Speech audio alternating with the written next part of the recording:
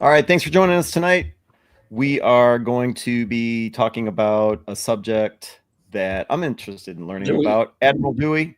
We've got author David Smith. He's going to tell us all about Admiral George Dewey and the history he has with the U.S. Navy. Of course, tonight it's another live crossover broadcast, 3 YouTube channels in the popular Museum Ships Facebook group.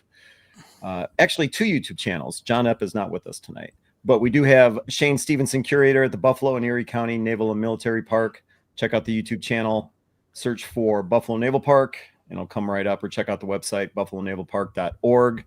As I said a few moments ago, John Epp, who is normally with us, he's the curator at the USS Slater in Albany, New York.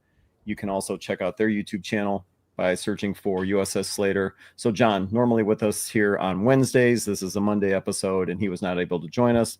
But definitely, just because he's not here, check out their YouTube channel. Always support the USS Slater. Check out their website, ussslater.org.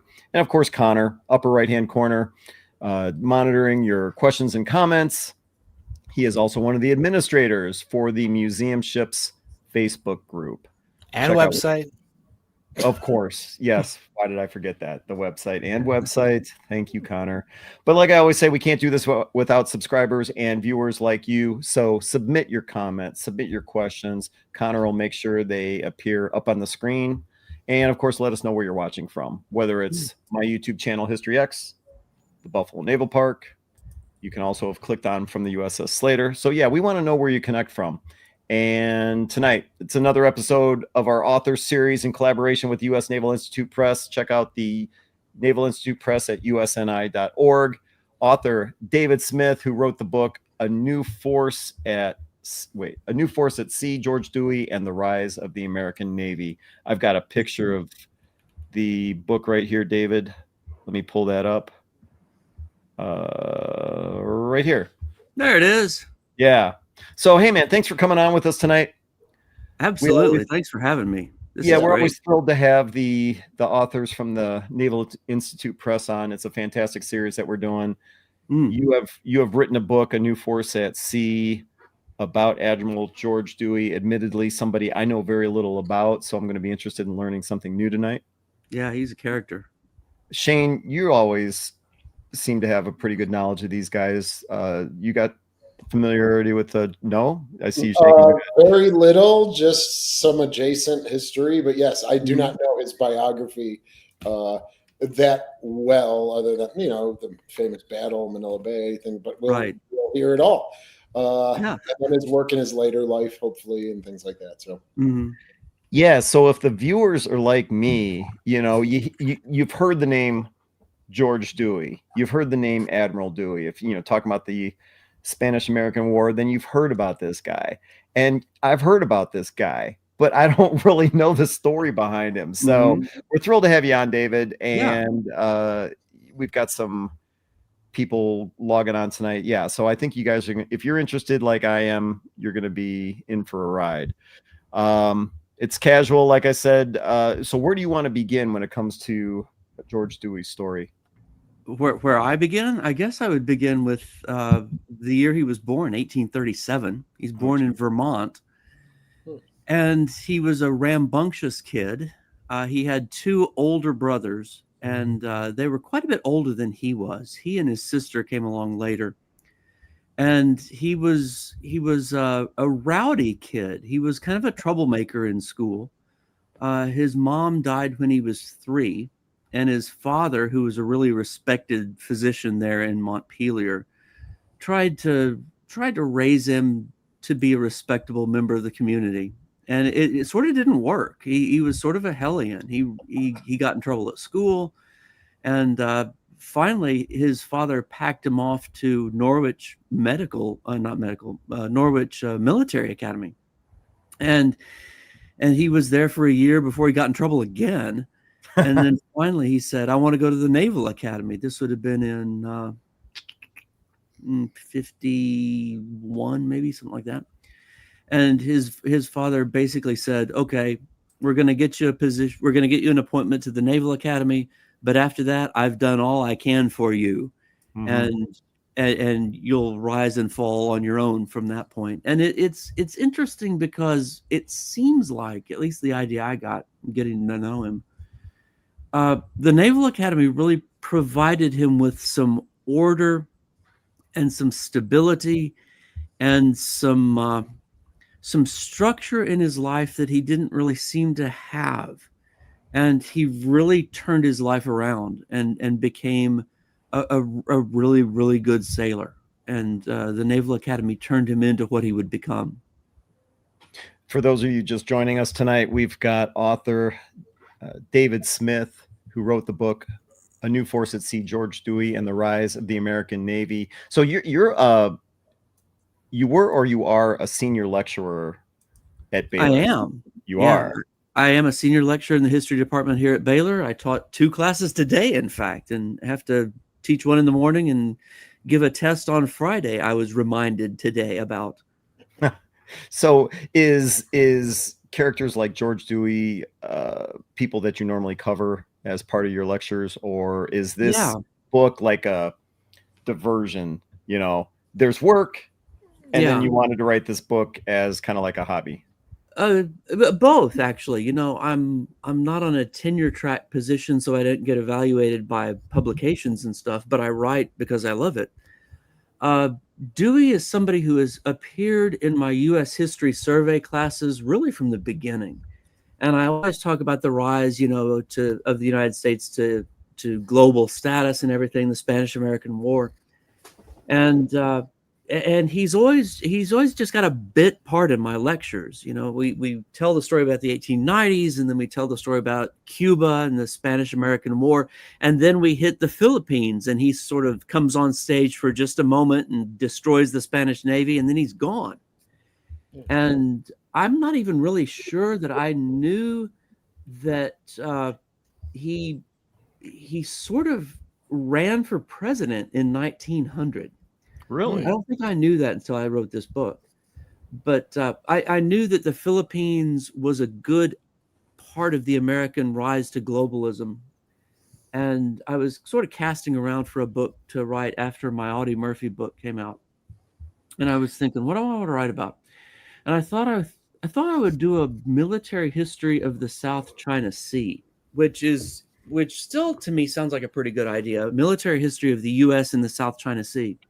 And I thought, well, what I'll do is I'll make the Battle of Manila Bay the opening scene in the book. So the Manila chapter in the Dewey book is the one I wrote first. And then by the time I finished that, I had become so interested in Dewey as a person and his history. I thought, you know, this guy hasn't had a biography of him written in since 1974. And I thought, you know, how about if I try that? You know, I like biography a lot. And I thought, I think if this guy has a story that is as compelling as I'm sensing, this might be a pretty good book. And I pitched it to the Naval Institute Press, and they liked the idea, and off we went. You know, you're on a video podcast called Museum Ship Mafia, and when I started assembling the pictures you sent me, and I started looking for some others, there's 2 iconic museum ships that he was connected with. Yeah. Constitution, briefly, right? Mm-hmm. Yeah. And then also, and this is where he kind of, I guess, got famous, was the Olympia. Yeah, the Olympia. The oldest steel ship still afloat in the entire world. So this is kind of where he, people start to really hear his name. Right. You know, he served in the Civil War, and he was in a couple of really high profile operations during the Civil War. And if you read the newspapers avidly during the Civil War, there's a good chance you would have seen his name maybe twice. But he came to fame on the Olympia, and that's the ship that he was on, won the Battle of Manila Bay. And the Olympia for a while was as big a celebrity as he was. There he is on the little flying bridge that they built for him to stand on during the battle. It's mounted up over the front turret. And you can see down there at the base of that little platform the conning tower that the captain of the ship was in. Mm-hmm. So is that do we know, is that a platform still, that like Dewey's platform, is that still on the Olympia today? No, it's not. It was taken off within, oh gosh, it was probably taken off by about 1902. The Olympia underwent 2 really big refits over the course of its service life. But I do know that platform was still on it when the Olympia and Dewey took part in the big naval parade on the Hudson River in New York City when he came back from the Philippines. Mm. So wait, they built this platform specially for the guy? Yeah, they built this platform just for him before the battle. Why? That's not a standard issue piece of equipment on a protected cruiser. They built it because he wanted a higher perch from which to see the action and direct the action. He had I think he had a very strong sense that this was going to be the first battle of a new era. And he wanted to be sure that he did it right. He was very fastidious about details, from his dress to his battle plans. And he wanted a view that he couldn't seem to get anywhere else. I've wondered about that. Yeah, that he finally just had his crew there on the Olympia build this temporary platform for him. Not afraid of just hanging out there, being exposed to any kind of explosion. I mean, it's almost super arrogant. Yeah, you know? well, it shows some dash. Right? He had no shortage of dash. Yeah. I mean, I want you to build me this platform. I have no intentions of dying or even getting hit. That would never happen to me. But, you know, I want to be out in the middle of there. I mean, that's my first impression. It's like, that's arrogant as hell. It's gutsy, if nothing else, you know. Sure. And as he and the column of ships closed in, the Olympia was at the head of the column, closing in on the Spanish line. The Spanish started firing at the American column, and he said, "Don't return fire. We're not close enough. Hold off, hold off, hold off." And for several agonizing minutes, the Olympia and all the ships with it just steamed in a column right toward the Spanish ships, with shells blasting around them. And finally, one Spanish shell blew up, I think, you know, right in front of the ship and splashed up and everything. And he got wet, and he said, "Okay, I think we're close enough now." And then he gave his very laconic, famous order, "You may fire when you are ready, Captain Gridley." Mm-hmm. You know, we've got this other picture. Yeah, this is. Yeah, it's still there. I'm looking at it. Yeah, you can see the platform. You can just barely see the platform right there. There it is. And this was later because she's been repainted out of her battle gray. Mm. And she's back to white. She's back to white and buff. Yeah. Mm-hmm. I would have just.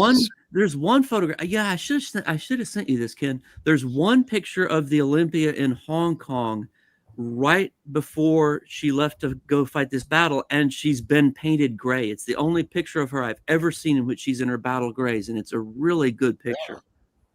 Connor, you're good with pulling stuff like that up. Do you think you can find that?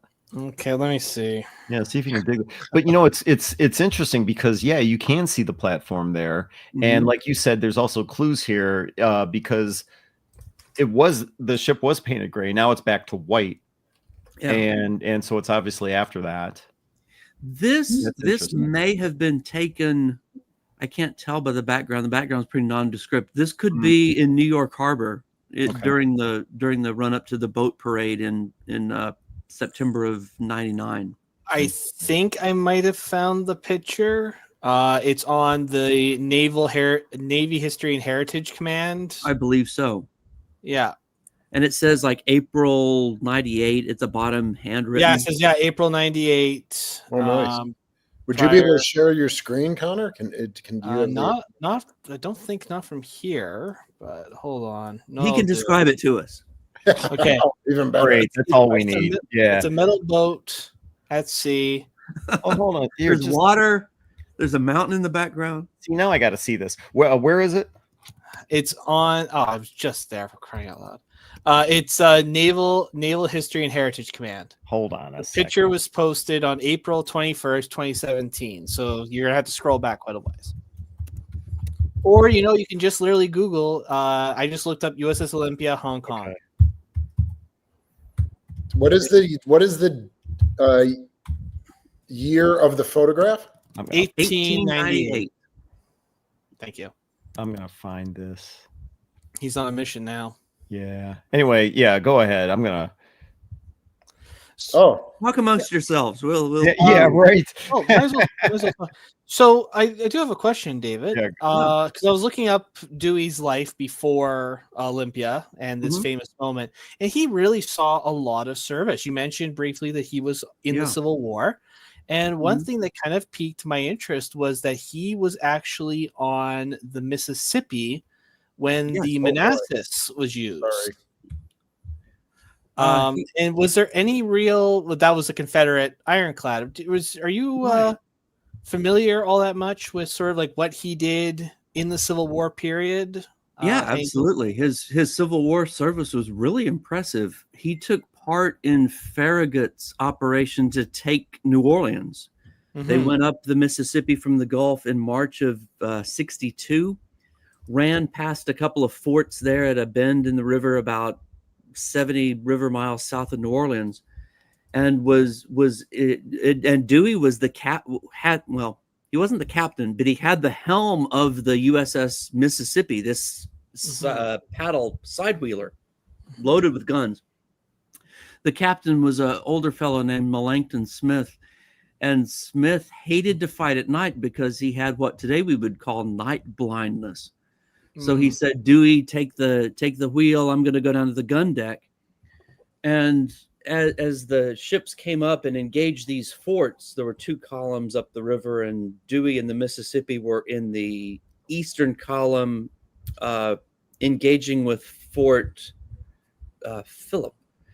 And the Manassas came down the river, this ram, right? It was an old tugboat that had been converted into a ram, came down the river and tried to hit the ship in front of him, which was the Pensacola, and then wheeled around and then hit the Mississippi Dewey ship on the port side, right in front of the wheel, tore a bunch of planking off the side, but it didn't sink it, and then the Manassas went off stalking other ships in the attack, and later on, Dewey and the Mississippi ran the Manassas aground and shelled it to ruin.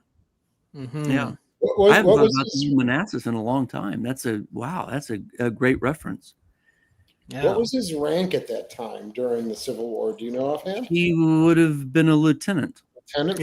Yeah, he was an executive lieutenant, according to what I'm reading. He was one of the youngest XOs in the Navy at the time, but the Navy was expanding, and some of the senior officers said, this guy's too young to be an XO. And Smith stuck up for him and said, Dewey's doing a great job. I want him to be my XO. And that really impressed a young George Dewey. Mm-hmm. You look at some of these pictures of this guy, like the one on the left. And I thought I had a couple. Have you found the picture yet? No, I couldn't find it. I have. Now I just need to figure out how to Did you see it? Did you see at the bottom the monitor with the plus symbol in there? At the bottom of your screen. Oh, no. Yes, Yeah, you can share the screen. Yes. But what I was going to ask is, so you got done. Oh, there you There go. it is. Yep. I did find that picture. There she is. Yep, that's the one that may be the only one. So she was camoed in gray. Yeah, that was called Battle Gray, and he had her painted just a few days before they left Hong Kong to steam to Manila. Wow. And he was waiting in Hong Kong for one more ship to arrive that would join the attack, a ship called the Baltimore that was bringing a whole bunch of ammo down from Hawaii. And Dewey always had a very he was always very worried about running out of ammo in combat, and he didn't want to do it ever. And he didn't want to set sail for the Philippines without having as much ammo as he possibly could in all of his ships. And he and the Olympia were waiting there in Hong Kong. The rest of the ships had gone up to Mirs Bay on the Chinese coast. And when the Baltimore came in and saw that the Olympia had been painted in gray, they all cheered because they knew they were going into combat. Mm-hmm.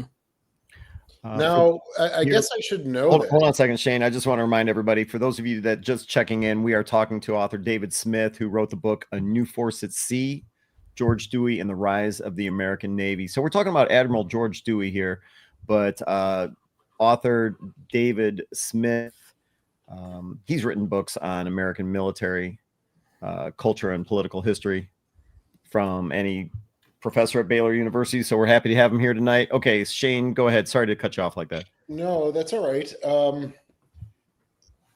I guess maybe I should know this, but there's millions of bits of information. So what was the supply situation? Did they not have ammunition ships or supply ships? I'm glad you asked that question, because when he said he wanted to load up on ammunition in Hong Kong, and well, how do you go about doing that? Well, usually there'd be an ammunition ship and they'd pull up alongside an underway replenishment. But I can see them having to load and then go to the theater, if they didn't have supply ships at that time. And I've never thought of that, and I should, but it's a good point, because while he was at Hong Kong on his own authority, he bought 2 ships to act as supply ships. He bought 2 small freighters in Hong Kong and had them steam alongside his column. And he filled one of them completely. He bought one of them full of coal. Actually, he bought a ship full of coal already. And then he loaded all of his excess ammo that the ships couldn't carry, his warships couldn't carry, onto this other, one was called the Nanshan and one was called the Zafiro. And he kept them out. They didn't go into the battle, but he was adamant that he was not going to run out of supplies. Very interesting. Yeah. It's a shame that, he didn't have many pictures taken of him during the Civil War. There's only a couple. And you showed that young one of him in his uniform coat from the Civil War that looks almost too big for him. But he saw a lot of combat in the Civil War. Yeah, there he is. Yeah. Young Lieutenant Dewey of there it the is. XO of the Mississippi. You see this picture on the left-hand side, like you said, the coats. Yeah, you once you point it out, you can see it. A little oversized and everything. But then later in life, on the right-hand side, there he is. The guy was a sharp dresser. he really was. And then you look at some of these others. Let's see, number 6. Hold on, so let me pull this up here. I was going to ask this question here. So on the left-hand side, because on the right-hand side, that's obviously a caricature, but on the left-hand side, is this standard naval? I guess at this particular point, he's an admiral. Is this standard admiral uniform, or is this something that he put together, kind of like a George Patton kind of a? Oh no, that's a good point. Standard. No, that's standard. Yeah, that's the formal admiral outfit. And every once in a while, you'll see a photograph of him. He wore it for the dedication of Dewey Hall at Norwich University. He wore it for the unveiling of the John Paul Jones statue in D.C. He wore it a few times. He had a good sense of when he had to look formal. So he wasn't an over the top kind of look at me type. That was one of my questions. Because here he is again in this carriage. Yep. And I'm going, well, is he really kind of the flashy type, or is this just standard uniform?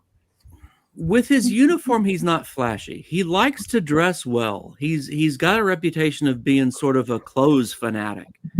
And he when he travels, he always likes to wear civilian clothes. Even when, he got the command of the East Asia Squadron and he crossed the country from DC to San Francisco by train, and he was dressed in suits all the way across. He really liked civilian clothes.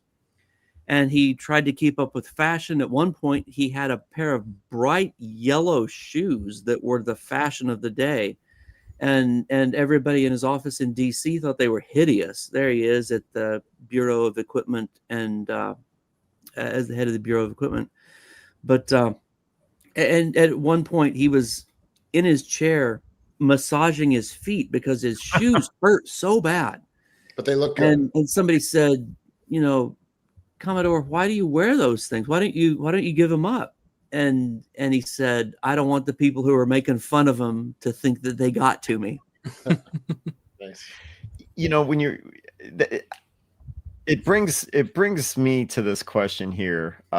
When you find out details like that, you know, you're researching somebody like Dewey, you're writing a biography in a sense, and you come across details like what you're describing. And this guy's straight out of the 1800s, so it's not like you've got all kinds of photographic evidence. You know, images are limited. Right. So how do you learn details like that? Let me try to think of where I came across that. I mean, because Shane, you've written on presidents and other historic. I mean, where do you guys come across details like that when just the information is so limited? Are they journals, maybe?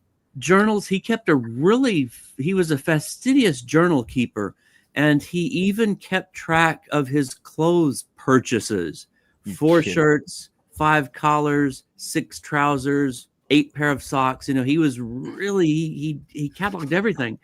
And I think it was probably one of the reminiscences of one of his coworkers where I got the yellow shoes story. Okay. And then I looked it up from some other sources, and I found out, bright yellow shoes were the fashion for men in the 1890s.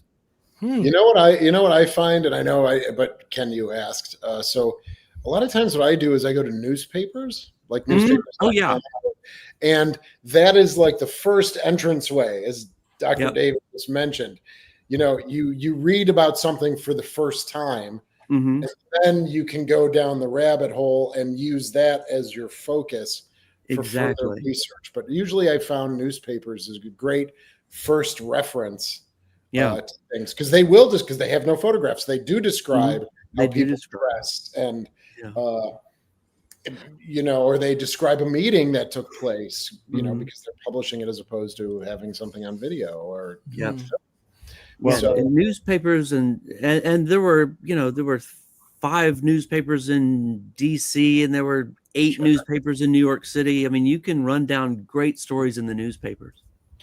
Speaking of newspapers, you also included in the images that you sent me before we went live tonight. And by the way, I just want to remind everybody that we are talking to author David Smith, who wrote hold on a second, I want to pull up the image. There we go. Who wrote the book, A New Force at Sea, George Dewey and the Rise of the American Navy, which I think is interesting. I love learning about these, I'll just use the term characters, you know, that helped start or develop the U.S. Navy. If you are at all interested in David's book, you will find in the description of the video down below 2 links, one to the U.S. Naval Institute Press. You can purchase the book there, or simply Amazon. That link is also available. So if you find the story of George Dewey and the rise of the American Navy interesting, by all means, click on the links below. It'll take you right to the book. Yeah. Let's see here. So you had provided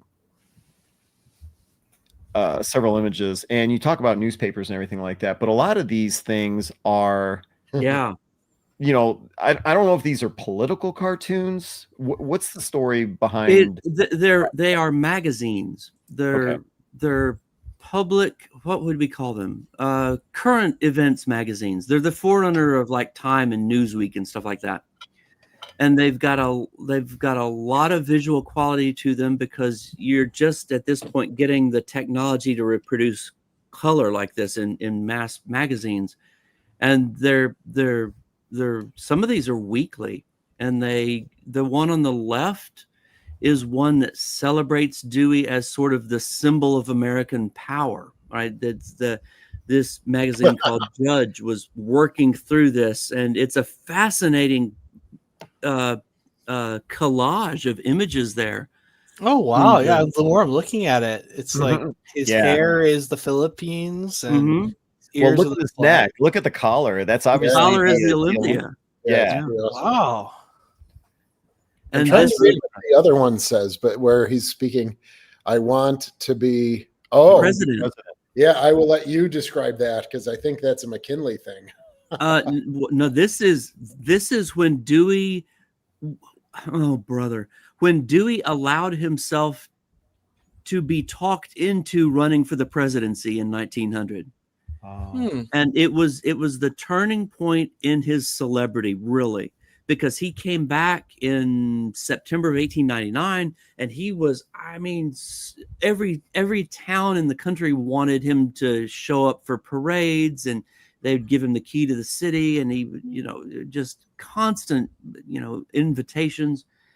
And he was the first celebrity in modern American history. That's one of the things that I talk about in the book. He's the first celebrity of the modern cultural era. And he, in April of 1900, for a bunch of complicated reasons, he said, well, if people want me to be president, I'll run for president. It doesn't seem like that hard of a job. And it just drove his reputation over a cliff.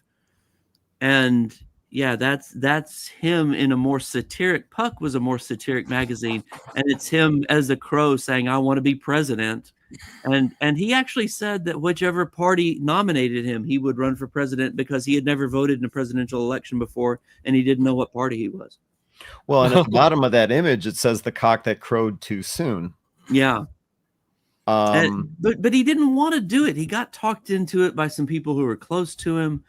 And it was just a very bad fit for him, and the press immediately began picking over every single thing he said. And when he decided, I'm not going to do this anymore, it was with a great sense of relief. Yeah, but when you say he got talked into it, it's kind of crazy. Well, you know what? I'll pull up these pictures again that we've seen before when we started talking. It's kind of crazy to think of the guy. Wait, where is it? Where the heck was it? Oh, here we go. It's hard to think, so you're talking about, he exhibits, quite a bit of bravery. He lopsided victory, Spanish-American War. How does somebody that aggressive later on in life allow themselves to get talked, as you said, quote unquote, talked into running for president when he didn't want to do it? Yeah. How does that happen? Honestly, it was his brand new wife who was well connected in the Democratic Party that I think talked him into it. Well, understand. Yeah.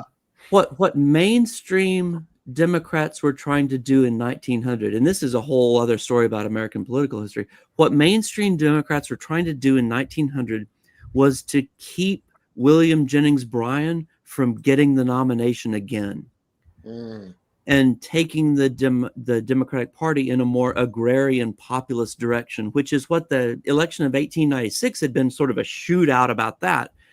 And the Democrats didn't want Bryan to be their candidate again. And they were looking for anybody who was popular, who was sort of mainstream, who was not William Jennings Bryan, who could stand up and say, I'll be president, and sort of get all the attention on them.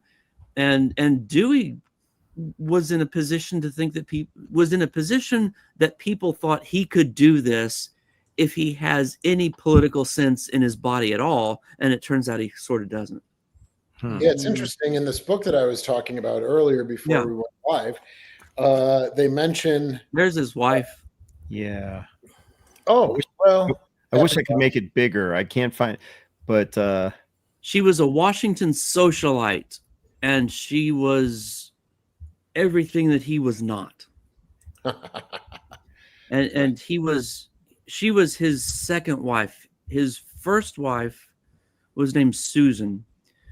And she died 5 days after giving birth to their son in the early 1870s. So he was a widower from the early 1870s until 1899, 1900. And he was lonely, and this woman's attentions flattered him greatly.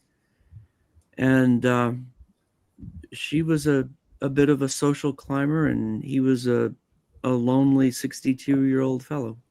So it was a situation where, oh, well, you answered one of my questions, like how old was he at the time? So it was a situation where she's like a Washington socialite. Okay, this is fascinating. So she's like a Washington socialite. Her husband is a, can do no wrong as far as the American public is concerned. Until they got married. Well, but then she convinces him to run for president. So it was all her idea. He wanted to almost keep her happy. Yeah, I think so. Her brother had run for governor of Ohio in November of 99 and had lost. And I think that her brother losing that race sort of made her want her husband to stand for president. Oh man. And he was popular enough. He was such a celebrity. It was a total, from her standpoint, a no-brainer. This guy is hailed as the biggest thing since George Washington and Ulysses S. Grant rolled into one, and everybody loves him. So why couldn't he be president?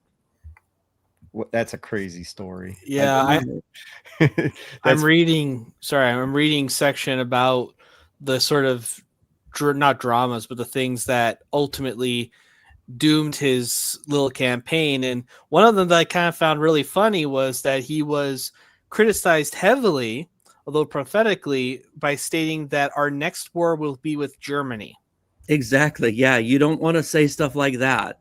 And he said that for the first time on his way home from Manila in would have been August of 99. He said it in an unguarded moment to a person in the Mediterranean on the way home who turned out to be a newspaper reporter. And he thought he was having a private conversation, and the next thing you know, this thing blows up in the news, and McKinley has to make a comment on it. And it really turns him against reporters because he doesn't think they can be trusted. So that stuff even happens 100 years ago. Well, hell, 120 some years ago. Exactly. Yeah. Wow. Yeah. And I mean, from let's see, the Battle of Manila Bay took place on May 1st, 1898.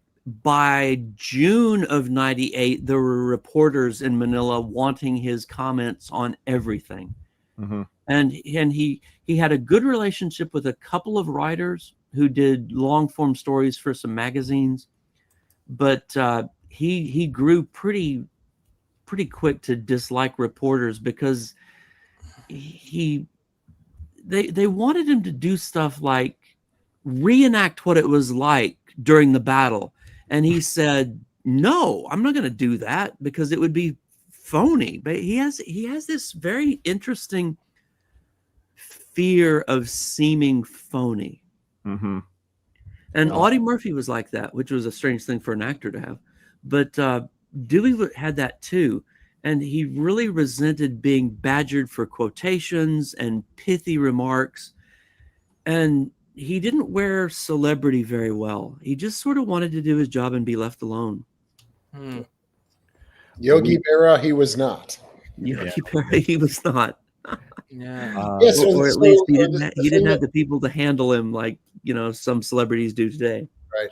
Yeah, the thing that I was referencing was there's a passage that kind of intimates that McKinley put him on the general board, which McKinley of high-ranking officers, to kind of quell his potential interest in the presidency by saying, "Oh, you might be a combatant in the presidential election against me. So here, let me give you a nice post." Even done today too. So exactly, yeah. I'm not sure how much that figured into it, but McKinley was a little bit annoyed when he said, "Sure, I'll stand for president," until McKinley realized he was really no threat at all. Right. So the second part of your title is the rise of the U.S. Navy. Yep. So can we like what was his influence in the rise of the American Navy, and how do you see him as an instrumental figure Yeah. in adapting and changing? I mean, is it going from sail to steel? Is that what you're meaning? But fleets Yeah. or squadrons, or how do you? It's all that. It's absolutely all that. You know, his professional career spanned a tremendous time of change, not just in the U.S. Navy, but with naval technology all over the world, from sail to steam, from wood to steel, from cannon that would have been, you know, at home during Trafalgar to artillery pieces that are 10 inches, 12 inches in diameter. And he was in the Navy the whole time. You know, he graduates from the Naval Academy, serves in the Navy in the Civil War, and he's in the Navy from then until the end of his life, basically. And he always agitates for modernization, for more money from Congress. He always says we need to be adopting new technology, because he cruises around the world. He sees what the Japanese and the Germans and the British are adopting, and the American Navy after the Civil War enters this period of conservative retrenchment, and it just drives him nuts. And he's always, no matter what position he has, he's always demonstrating for more money for the Navy, more modern ships, more steel ships. And the story of his life really sort of mirrors the rise of the Navy to prominence. And his victory at Manila Bay with ships of the new American Navy sort of announces not just the U.S. as a global power, but the U.S. Navy as a serious player in the world of naval armament. Yeah, it's I didn't realize that his story mirrored the rise of the American Navy so much until I really got into it.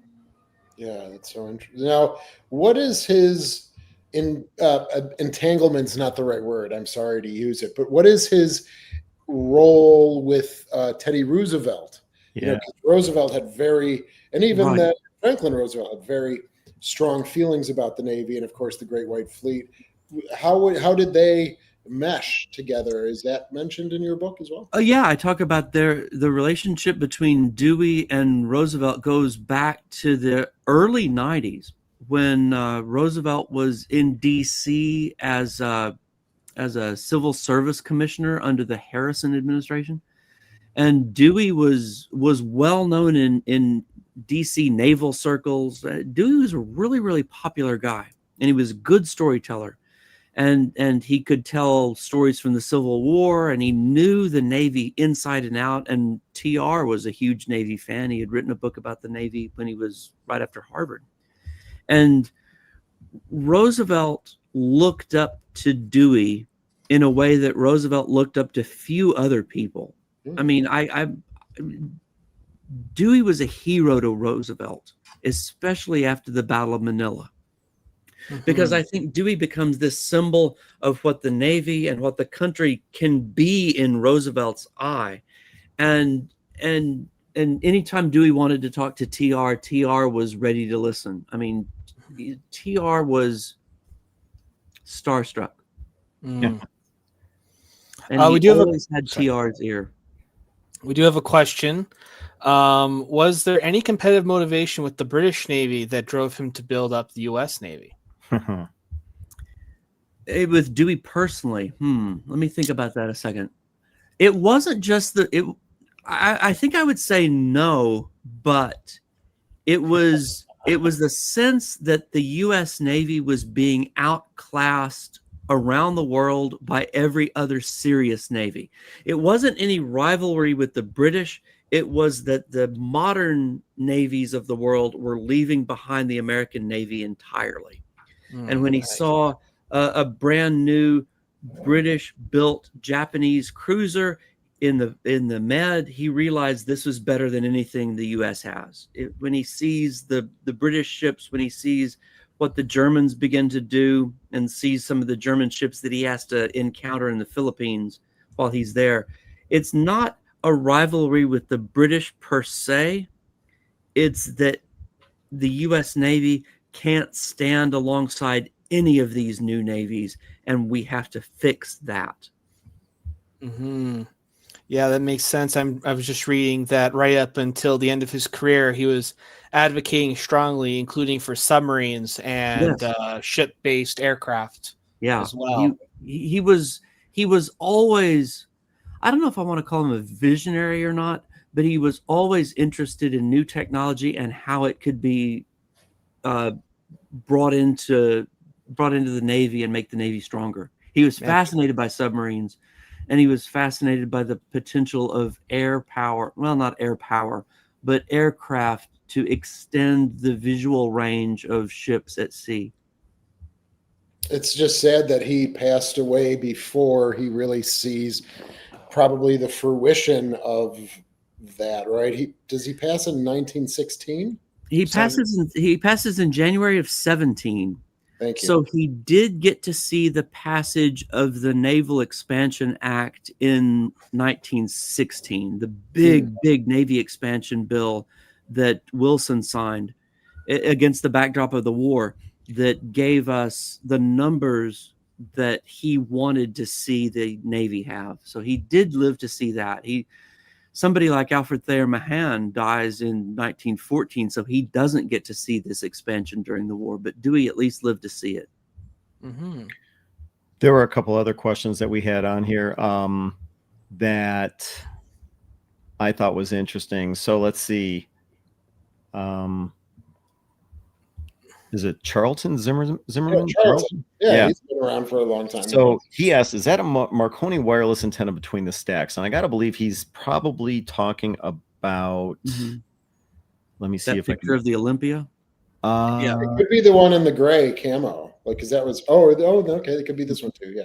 Yeah. So I got to believe he's right about that. That's got to be a wireless antenna right there. Yeah, and that, although that would have been added, excuse me, that would have been added later after the Battle of Manila, because Dewey was not, he didn't have wireless communication at the Battle of Manila.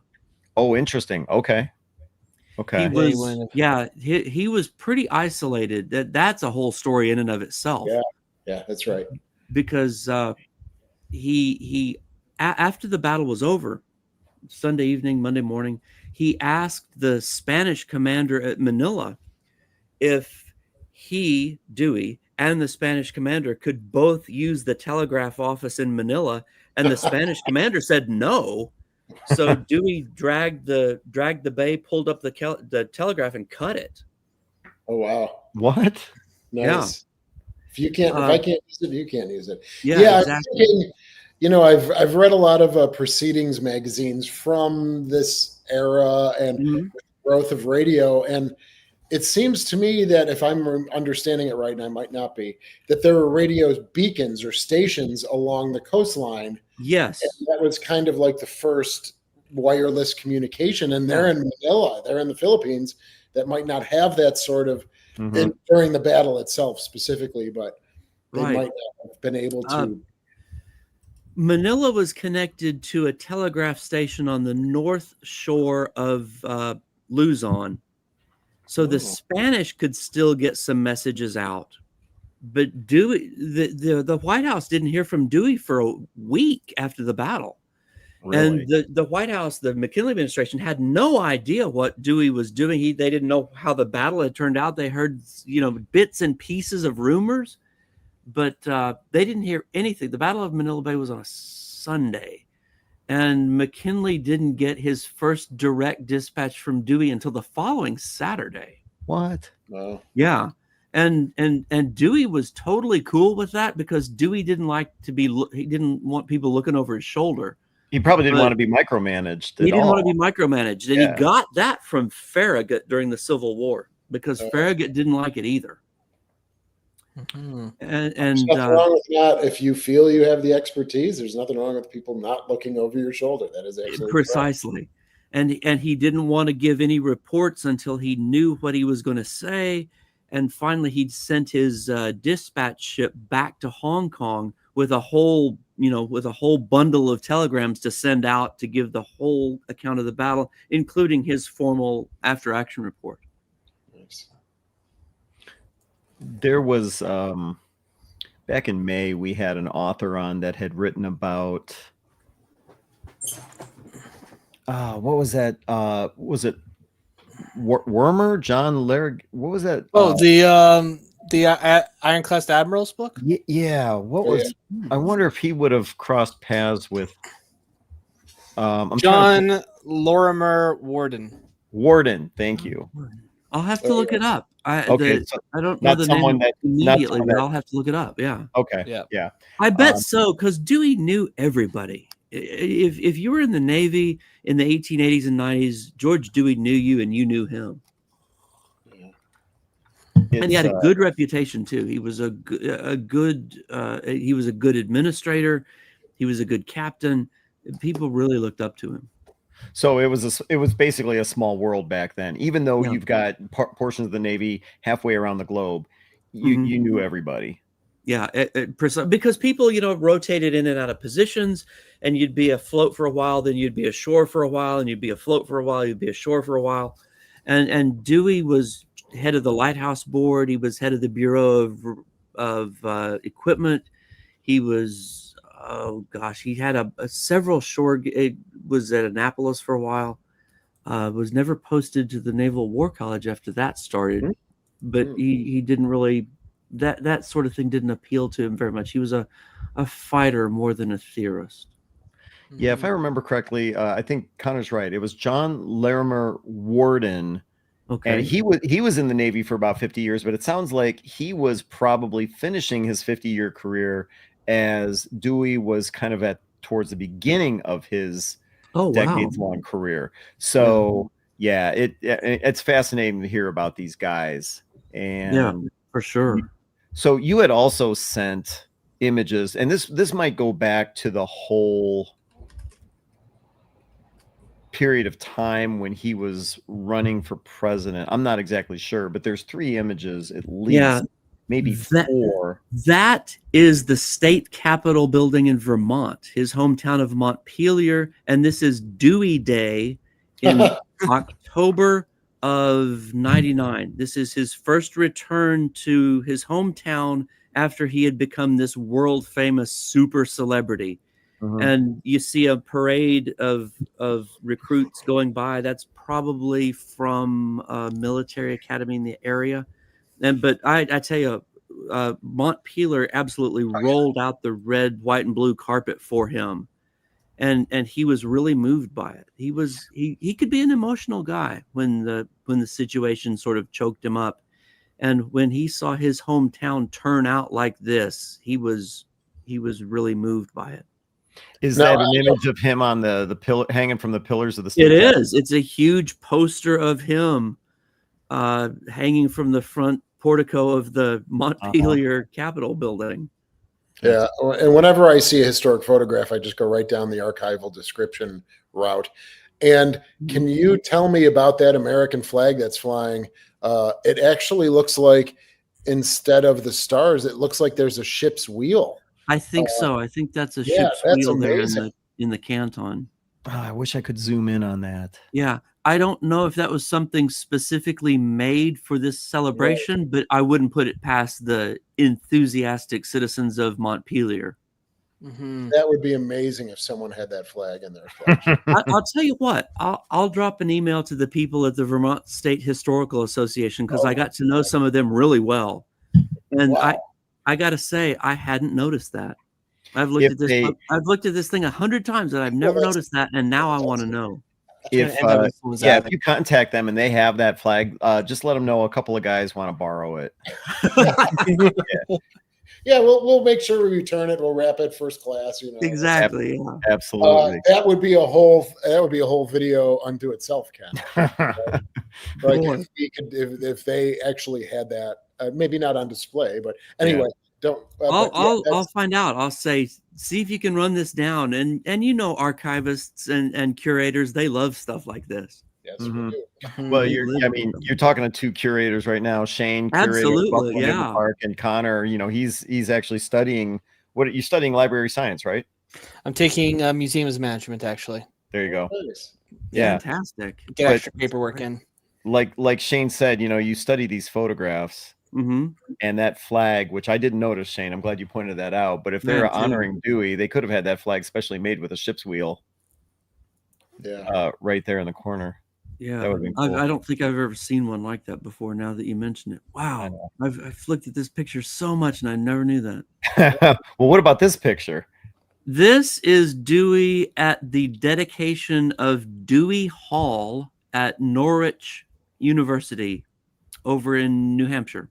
And that's him sitting there in the front row of the stands, all decked out in his admiral's uniform. He's got that formal admiral's outfit on. He's got his gloves on. He's got his hand on the hilt of the sword that McKinley presented to him. Oh, wow. Nice. And everybody else is there in their derbies and their top hats and their bowlers or whatever. And he's full on and they built a brand new building and they named it for him. Now, do you know who's actually speaking at this moment? I do not. Yeah. It's somebody up there orating, isn't it? I'm Yeah, guessing. Oh, sorry, Shane. Go ahead. No, I just love the little kid that's standing next to him with the. I know, isn't that something? Yeah, that's he's eyeing down the camera. Yeah. There's actually a second kid too. He's kind of hidden by Dewey's hat, but there's a second kid there. Oh yeah, right back there. Yeah. How did they get so close to the front? Yeah. No kidding. You got to know the right people. And then we there's pulled up. There's another naval officer way over here to the right. I don't know who that is. Oh yeah.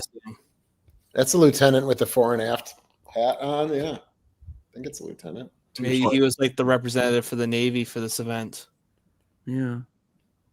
I think I'm not sure where this picture came from, but the Norwich archives have a lot of these things. Yeah, that's sweet. I wonder if he was part of Dewey's staff, right? Like he's just part of his own staff. I bet that's right. I bet that could be Nathan Sargent, who was one of Dewey's right-hand men. Oh, interesting. Oh, Amnuk says, let's see. Northfield, Vermont. Okay. I think I knew that. Interesting. Yeah, that's cool. Yeah. Very cool. Great photo. You can see. Yeah, that's cool. Thank you for sharing those. That's great. Well, and he asked an earlier question. Yeah. Which I think he might be referring to possibly this photo here, which wouldn't have been the case, right? Because we already have the photo of him during the dedication. So he wouldn't have been wearing that one of him looking all sharp dressed there is from 1912, and it was taken in Washington, D.C. Oh. Okay. Starting the Gilded Age. And then let's see, two more photos that so we already pulled up this one, but we didn't really get the story of him in the carriage. That's probably during the parade in New York City. Okay. Okay. Because there was a river parade for all of the ships that he took part in. And then he came ashore up by Grant's Tomb and then rode with the New York mayor in a carriage all the way down to Madison Square in this huge parade that was just the streets were thronged with people. The paper says there were 2 million people out to watch this parade. And they built this big, marble looking arch. It wasn't marble, but it was wood with plaster, but it looked like marble. Right there beside Madison Park, and boy, I mean, he stood there and he watched this parade in his honor go by all day long, and it was just such an outpouring of public affection and fascination with celebrity. It was such an interesting moment in American history. And then this image right here. Yes, there he is. This is at the dedication of a statue for John Paul Jones in Washington, D.C. And bet you can find the statue. There's Taft. See Taft? Oh yeah. You can't miss Taft. Taft is huge. But you're And- having that same lieutenant potentially in each of these photos. And Oh, Yeah. there he is. There he Yeah. is. Yeah. right, with his looking glass. Or no, he's saluting. I'm Oh, he's sorry. saluting. Yeah, Yeah. yeah, yeah. Unfortunately, the one with the dais and the orator speaking, it looks like he has a beard. And then in the carriage, in this one, he's clean shaven. So it might not be him directly, but it's the same lieutenant, probably part of his entourage, maybe. Yeah. He always had a younger officer with him to sort of handle all his engagements, his paperwork. He always had a good assistant. Interesting. And there's another picture from this same event taken from the opposite angle, I think, in which he's actually pulling the cord to release the cover from over the statue. Dewey was pulling the cord.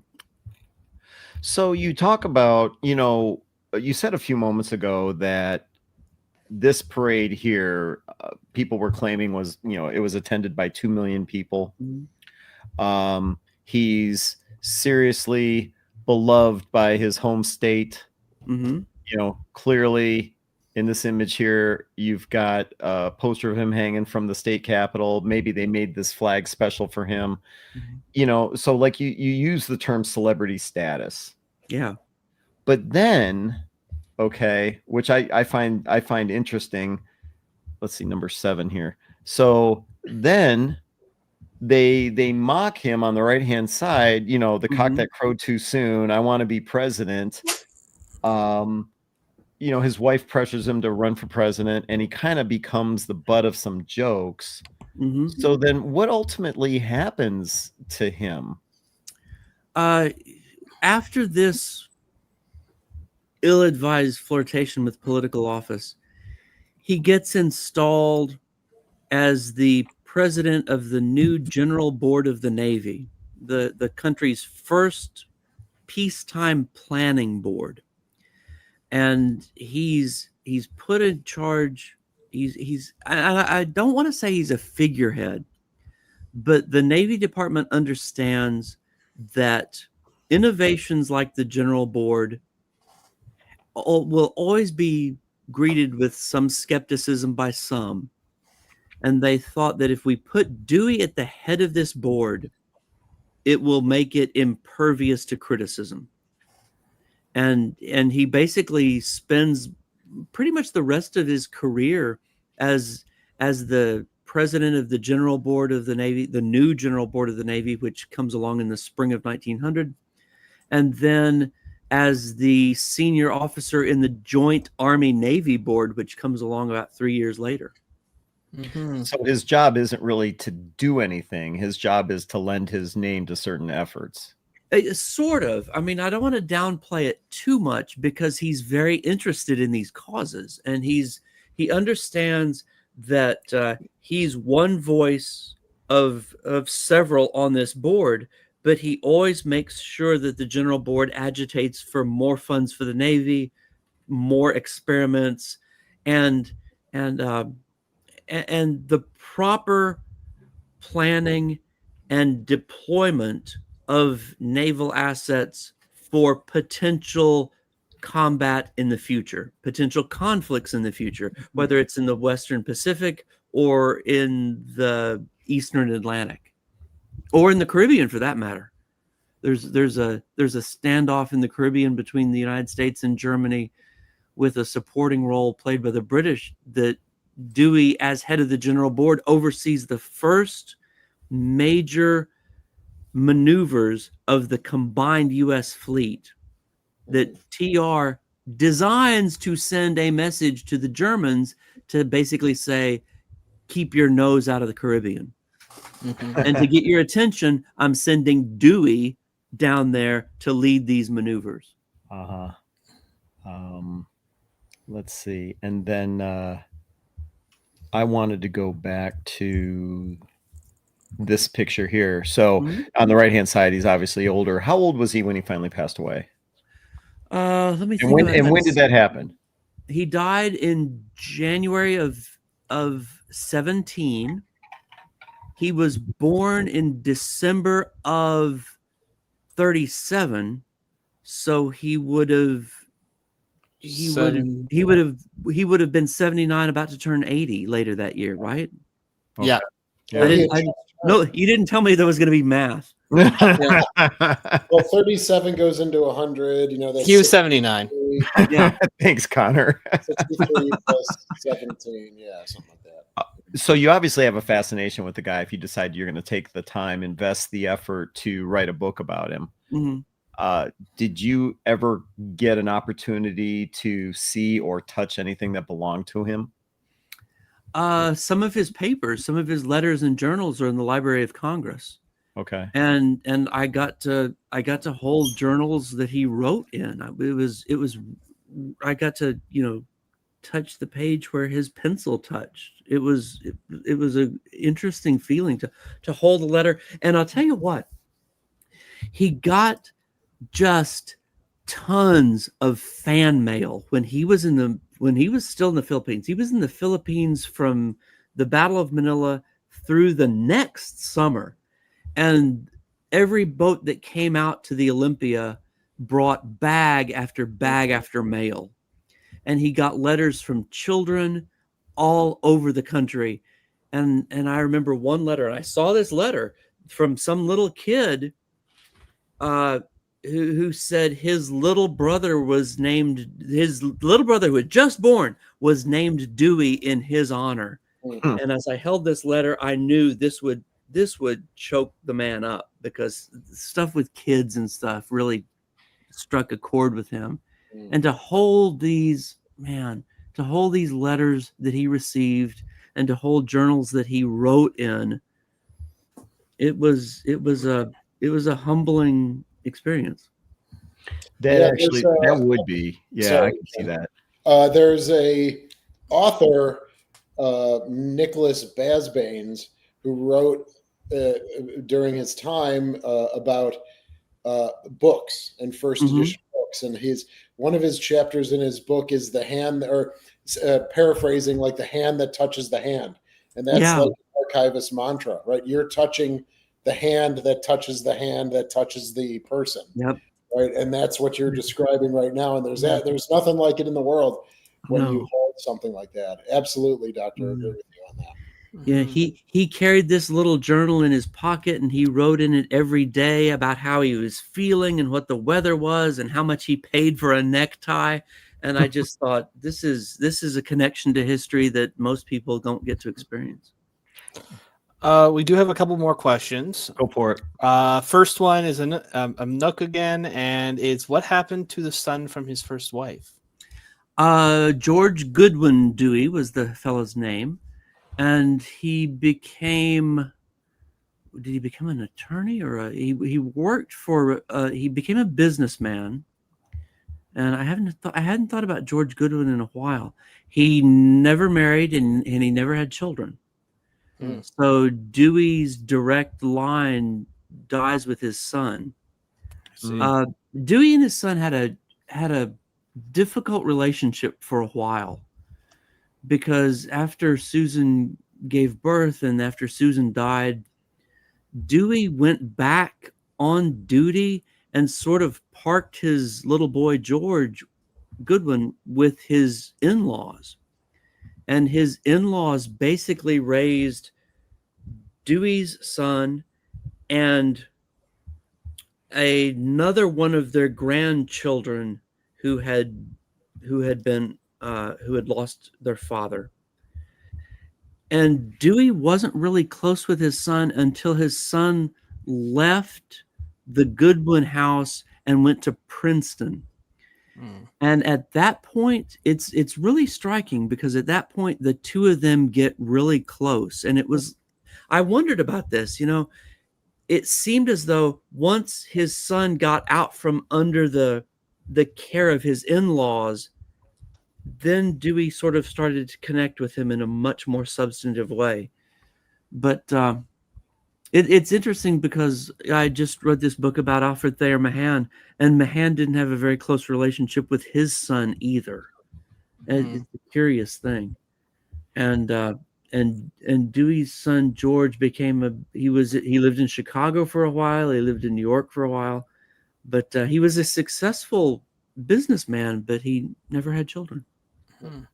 When you're going through papers and you said journals and everything like that, Mm. did you come across any letters between him and his second wife? Yes, yeah. He had saved a lot of them. She saved some of them. What was But, she like? She sounds like a real piece of work. I don't know. I don't know many. I don't know any Washington socialites, so I don't know. I don't know who to compare her to. But she had been married to a famous Civil War general for a while, and he had died, and I don't know. He really was infatuated with her, and I get the idea that he was very, very, very flattered by her attention. Mm-hmm. And I'm going to say this, and I don't know if I mean it 100%, sort of talked himself into thinking that he loved her. And he didn't want to be alone. And he told his son. You're saying he talked himself into falling for her? I think so, yeah. Were they the same age? Was she younger than him? She was a little bit younger than he was. I can't remember how old she was. But I mean, he enjoyed her company. He enjoyed her attention. She really enjoyed his celebrity. Of course. But I get the feeling they weren't very close. I mean, she kept a really detailed journal about how he would come home from whatever he was doing at the time in the Navy, and he would come home tired and he would just go to bed, or he would sit in his study and he would read. I don't think they were very close. And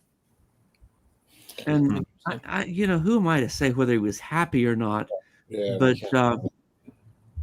I'm not sure he was. I mean, listen. I mean, he's a lionized figure. He's single. He's alone. Yeah. He wants, and this woman showers, showers attention on him, and she seems kind of lovely anyway. So why not? Why not? And she's a social animal, and he is too. He's a sociable guy, and he likes to be plugged in. He likes to hang out at the Metropolitan Club there in DC and rub elbows with politicians and everybody. So her presence seemed to give him a doorway to stay plugged into the society of Washington. He would have been anyway, though. He didn't need her. I find those dynamics fascinating. That's why I ask. Well, because at this time, you're still marrying because of status, and you're being with people that are you're at your same level. Yeah. Nowadays, we can't even fathom that. That's why you get set up with people, and that's like the Blue Bloods, and they would have books about socialites and address books. I can't remember the blue books and stuff where there's all like the famous people. Like they intermarried and intermingled, and this might be a representation of the marriage at that time, at that era. Yeah. Well, hold on a second. Oh, go ahead. I was just going to ask, did he live in DC? Yes. He did. Or did he maintained a residence in DC, or did he? It was his main residence after the war. Okay. He came back. Oh, get this. Go ahead. He came back, and he was such a big celebrity that the American people they took up a collection and bought him a house. They bought him a house on Rhode Island Avenue, and he was presented the keys to it, and it was a big thing. And there were stories in magazines about Dewey's house presented to him by the American public. And then he hadn't lived there very long. Gosh. And he transferred the house to his wife's name. And that was the first time that the public said, hang on, wait a minute. What's this guy doing? And he said he did it because he wanted to be sure if anything happened to him, it would go to his son. And he didn't have, I mean, I'll be honest, he didn't have really good business sense. His older brother, he had a lot of money, but he had a lot of money because his older brothers who were in the insurance business basically took care of his books for him. Ah. And So and he they like transferred- invested Yes. on his behalf. They invested on his behalf because his Huh. father was pretty well off. They had some real estate, and Dewey had a lot of money. Mm-hmm. And then the public gives him this house, and he transfers it to his wife's name. And that's the first time that you think, wow, the public really doesn't like this. And Theodore Roosevelt called it basically just a bonehead move. They shouldn't have done it. So Yeah. Is that house still around? No, there aren't. Let me think about this a second. That house is gone. The Hazen mansion, which is, her name was Mildred Hazen. They had a house on the north side of Farragut Square, and it's gone. I think it's like a CVS now. Oh, jeez. And the house that he grew up in lasted, I believe, until the 1960s. It had to be moved twice, and it ended its life as like an antique store. But I think I remember realizing that there are no houses. The apartment house that he lived in DC is gone. Next door to the Metropolitan Club, I think it's a parking garage now. Yeah, there's no house that he lived in that's still around. Hmm. it sounds to me like he had a big. I mean, you talking about people buying him a house and everything like that. He had to have as big of a name then as like Wyatt Earp or Tom Mix. Yep, I would say easily at his peak, he was more well known than I would dare say any other American at his peak. Because Wyatt Earp was running around the same time. Mm-hmm. Tom Mix, who was, just into moving pictures at the time, he was a big name. Who the hell is Tom Mix? What are you talking about? Who the hell is Tom Mix? John Wayne of the time. Yeah. Oh, okay, thank you. Who? Yeah, so he. That's David, funny. Yeah, Tom. David, did you know who Tom Mix was? David, did you know who Tom Mix was?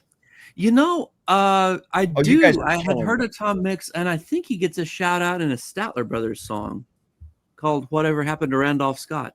You guys are the worst. You guys. You're like, oh, he's as famous as Tom Mix. Oh, yeah. Okay, great. Have you heard of Wyatt Earp? Yes.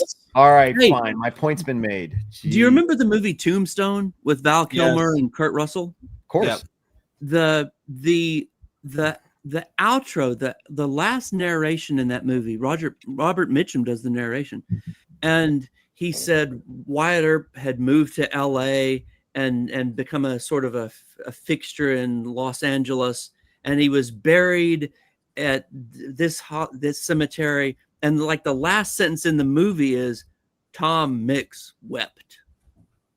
Oh yeah, I do remember that. But Yeah. I was just like, okay, that's great. Yeah, Yeah, that's right. People attended his funeral and everything, and Tom Mix was there and he wept. Yeah. I do remember that line. Yeah. Yeah, sure. So I think we have a great question here at the end here. Go for it. Just to kind of summarize, and it's basically, how important do you think Dewey was in the promotion of the United States Navy? That's a dynamite question, and my thought is he is one of the central figures that made the Navy as publicly prominent as it was. He is one of the people who brought the Navy to public attention and understood that bringing it to public attention means congressional approval, means congressional support, means more money, and I regard Dewey as one of the most important people in making the Navy what it turns into in the 20th century. No kid. He sounds kind of like he's up there like Rickenbacker. Yeah, do you know? I don't know if you're familiar with him, but so he was the kind of like the guy that pushed the nuclear Navy in the 50s and 60s. Talking about funding and trying to get that going. Rickover. What's that? Isn't Rickover? Rickover. Hyman Rickover. Yes, Hyman Rickover. Did I say Rickenbacker? Rickenbacker was like he was the pilot. That's Eddie Rickenbacker. I got the name wrong. Yeah, thank you, Shane, for correcting me there. But that guy, another fascinating story. And then you talk about what Dewey did for the Navy. Yeah, very similar stories, I think. A lot of people give George Washington credit for bringing the American Constitution to public acceptance, right? We had this new Constitution, and people didn't understand the intricacies of it. But the public attitude in 1788 was basically, if Washington's going to be president, I'll support the new Constitution.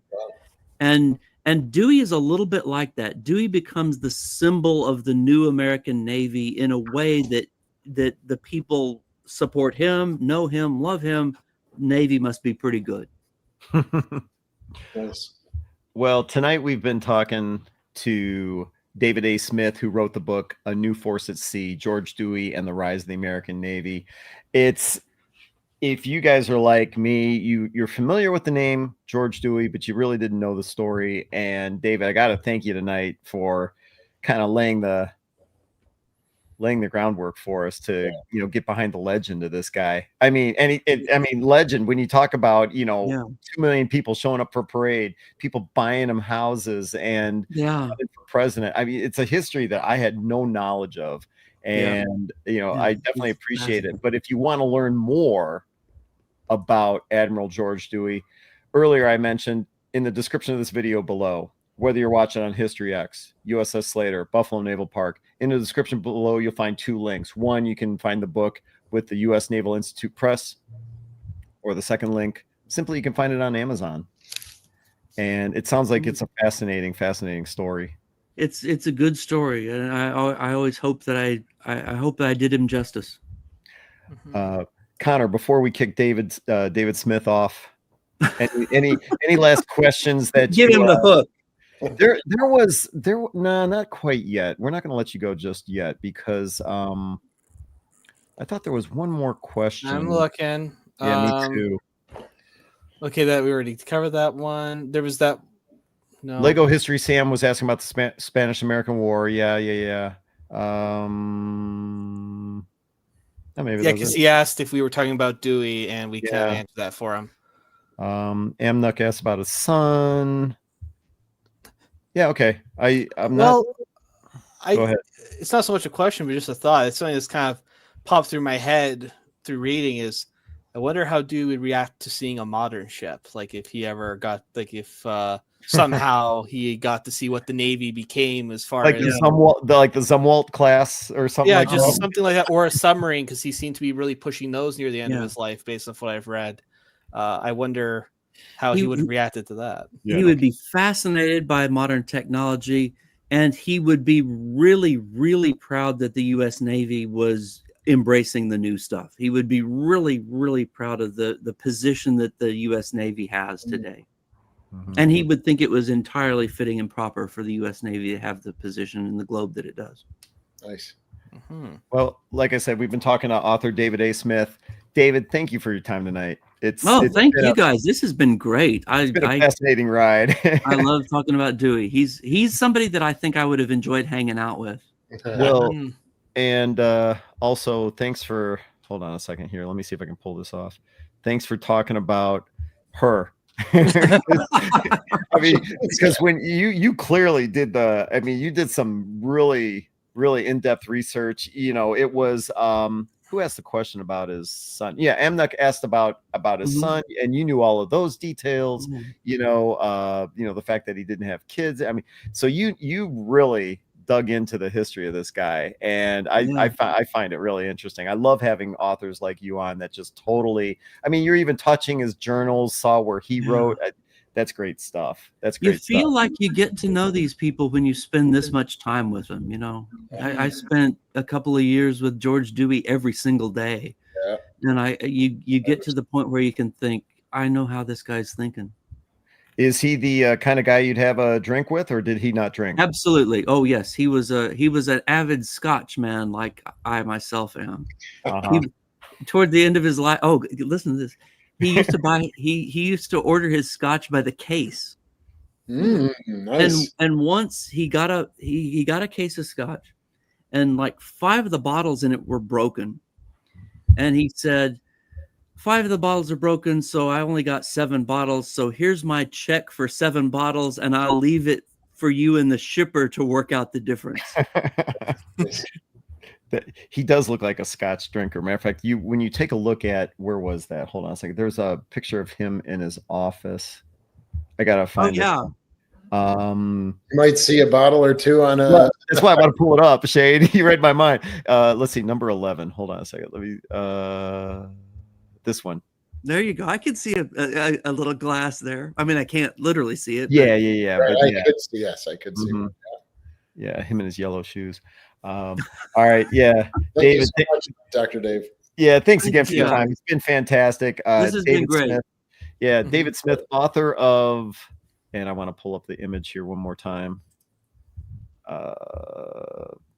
There we go. Author of A New Force at Sea, George Dewey and the Rise of the American Navy. Like I said a few minutes ago, the links are in the description below. Fascinating story, and we're thrilled to have you on. So thanks for your time. And you are in Texas, so you're on Central Time. But so hopefully we didn't keep you on too late. You've been really generous. No, it's only 8:30. I may go have a drink in honor of George Dewey. There you go. Nice. All right, we're going to kick you off and talk behind your back. We appreciate you giving us all your Good. time. You Thanks have a lot, good- guys. I really enjoyed it. Thank you, you. Jim. We loved having you on. Well, that was cool. That was really great. Yeah, that was a great presentation. You know, it's like I said when we first started off, it's like you hear about these guys and you know that they're icons from history, but you don't really know the history.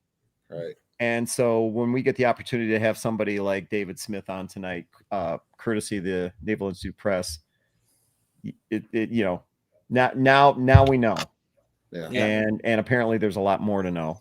I mean, Yeah.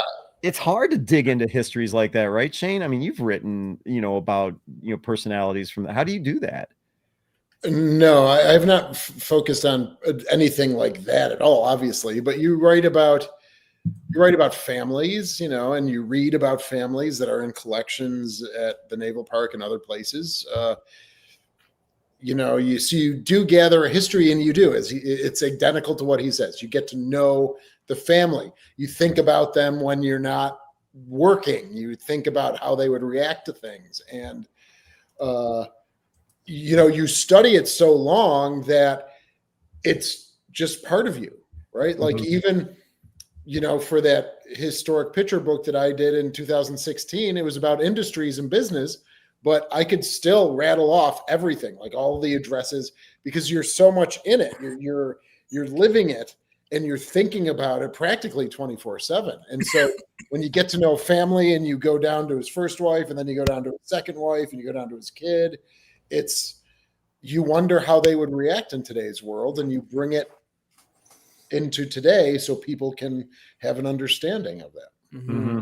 But I'm not, I'm not the end all be all on that, of course, but that's just my experiences with it. I'm sure David was the same. You're living with the guy for, what did he say, 2 years? I think he was writing this book, and you're thinking about him, and you're living his life. And that's the beauty of being able to write a book like that, is that you just become such an expert in a certain subject.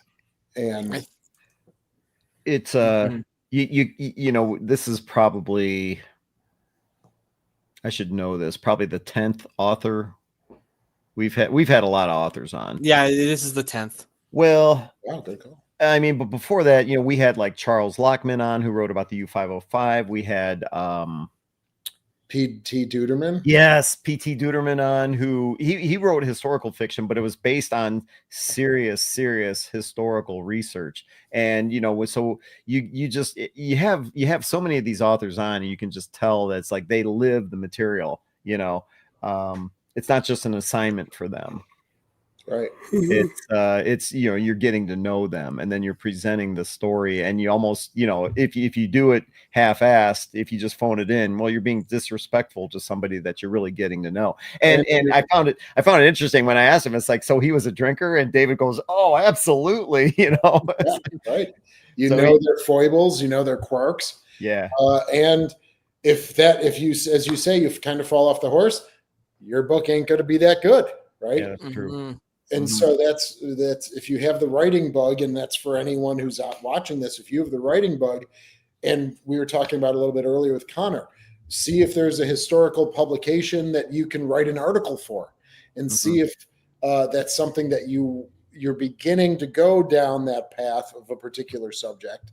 You're not writing a full-on War and Peace, but you're writing an article where you have to do serious research for it, and then you will always continue, and you undig more, and you undig more, and you undig more, and that's kind of how it rolls. Something opens up a new leaf, and then you go to that leaf, and then it opens up a new leaf, and you go there, and yeah, all of a sudden you've got 4,000 documents for a book, that you in piles of file folders and things. Anyway, this was a great talk. I hope that everyone's really been enjoying the year of the author, and this was we have a twofer in October as well. Yeah, before we get to that, I want to remind everybody. Yeah, we were talking to David A. Smith, who his book, A New Force at Sea, about Admiral George Dewey, fascinating story. And Shane mentioned just a few moments ago that we've got. So the next episode that we're going to be doing is Wednesday, October 8th. We appreciate everyone tuning in tonight. Obviously, being a Monday, not a regular night, but thank you for all the great questions for David. We appreciate the comments. We appreciate the questions. And I know he did as well. And of course, it being a Monday. So thanks for tuning in. But the next two episodes are going to be Wednesdays. So October 8th. So in a couple of weeks, Wednesday, October 8th. And then the following week, October 15th. The year of the author is fantastic. Yeah, I love having these guys on. Yeah, it's been fascinating. It's a great opportunity. And who are our two authors in October? Oh, you were going to ask. That's okay. Hold on a second. I got a surprise. Nope. No surprises. I've got, let's see. So we've got Tom. That's right. So yes, Norman Friedman is the 8th, I believe. Norman Friedman being a naval architect that Shane is a huge fan of. And then author Tom Cutler, author Tom Cutler, who he wrote a book about the USS Johnston and also focused on Commander Ernest Evans. Mm-hmm. So that would be great. I think that is October 15th, I believe. And October 8th, I believe, is Norman Friedman. Mm-hmm. Yeah. And for those, you don't want to miss either of those. Of course, people love the USS Johnston. You'll have to reach out to Parks down in the Kid for that. And Tim, I'm sure maybe will check in also from the Kid. But Norman Friedman and Tom Cutler, those are going to be two awesome talks. And again, we're kind of wrapping in the 250th anniversary of the Navy and in October. And so that's why we picked, these two authors for our subscribers and viewers. Well, real quick, who is Norman Friedman? What hasn't Norman Friedman wrote about in terms of Navy? He's written strategy. He's written architecture books about, his books are standard for the museum ship community. It's U.S. cruisers, U.S. submarines, U.S. battleships, U.S. destroyers. And he covers the history in amazing detail. I'm reading a 600-page book by him now about the Cold War, the 50 years of the Cold War. Unbelievably well researched. So I bet you there's a lot of people in our circle that are watching and that will watch, at a later broadcast at a later time, that once they hear Norman Friedman, they'll know exactly who we're talking about, because he's unbelievable author, unbelievable knowledge base. Excellent. All right, looking forward to it. That's October 8th, Wednesday, October 8th. So hopefully everyone will join us for that. And then, like I said, the following week, October 15th, author Thomas Cutler to talk about the USS Johnston. Definitely a subscriber and viewer favorite. Shane's right about that. So, all right, everybody, thanks for tuning in tonight. Being a Monday night, we were happy to have you here, and we will see you in a couple of weeks. Everyone have a great evening. Thanks, everyone. Good night, folks.